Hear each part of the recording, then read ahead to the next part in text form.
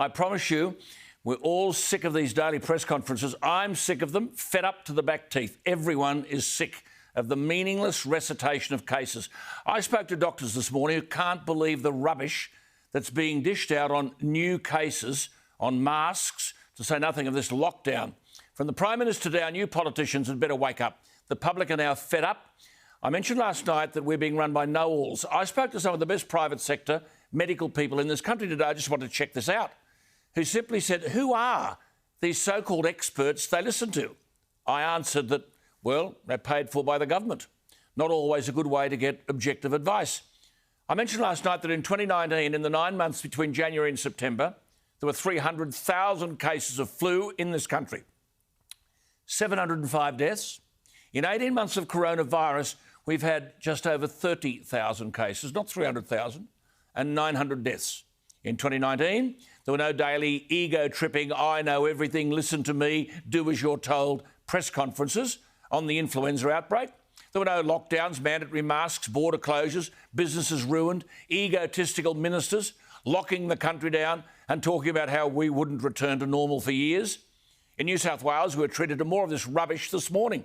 Here is a perfectly legitimate question which was asked. Now, the question was if all this lockdown and mask stuff is about zero transmission and people aren't going to be vaccinated, and if at all until the end of October not be vaccinated, do we stay in lockdown?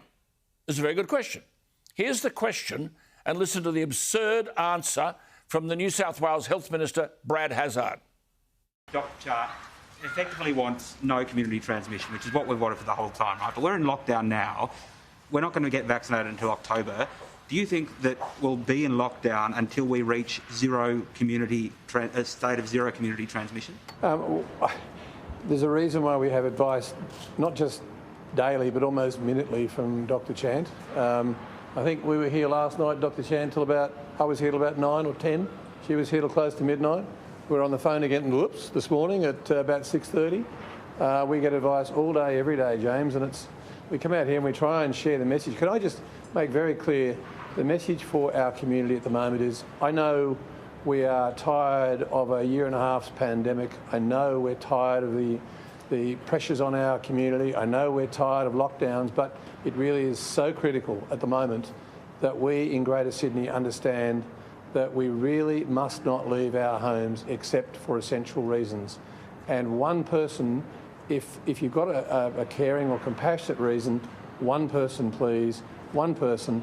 And if you can do it outside the home, do it in the fresh air where we know it's safer. Have you ever heard such rubbish? Firstly, the question wasn't answered.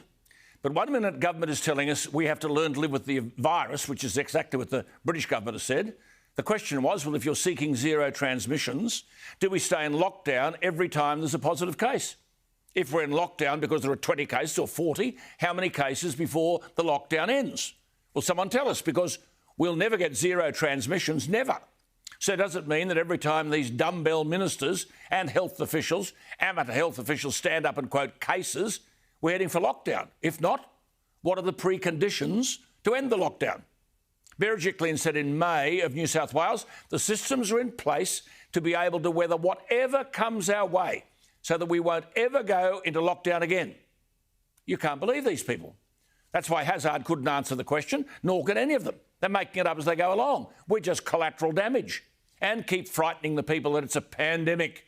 910 people have died in Australia, 0.003% of the population. Even in the world, 0.051% of the population have died. But if in trouble, promote the alarmism and talk about this pandemic. We're being run by numbskulls. They don't even understand that their own careers are on the line. In the New South Wales government, backbenchers and ministers are angry with the leadership and the handful who are making the decisions. Nothing discussed in the party room, nothing in the cabinet. It's simply dictator Gladys. And they're ringing, telling me about it. As with Canberra, money's no problem. Try throwing money at businesses. Call it assistant packages to address the problem. But the problem's not created by coronavirus, but by the response. And now the costs are running into billions of dollars. When the same Brad Hazzard was asked why the borders at St Joseph's College in Sydney, that's the borders, not people boarding school, why the boarders at the boarding school were delivered Pfizer vaccines, the heated answer was there was a mistake. So what? It's happened out of 1 million vaccinations. Move on. Really? If only we were allowed to move on. So it's just a mistake. Is it the same sort of mistake that left an unmasked and unvaccinated limousine driver transport international flight crews? These know-all dictator politicians don't understand. As I said last night, they forfeited the right to lead and forfeited the right for us to believe them. Business is on its knees. So piddling compensation is provided for businesses in Sydney. Some, if they can fill out the paperwork. But what about businesses in remote parts of New South Wales? Tourist destinations who live off people in Sydney who can't leave the city. The ski fields, the Hunter Valley.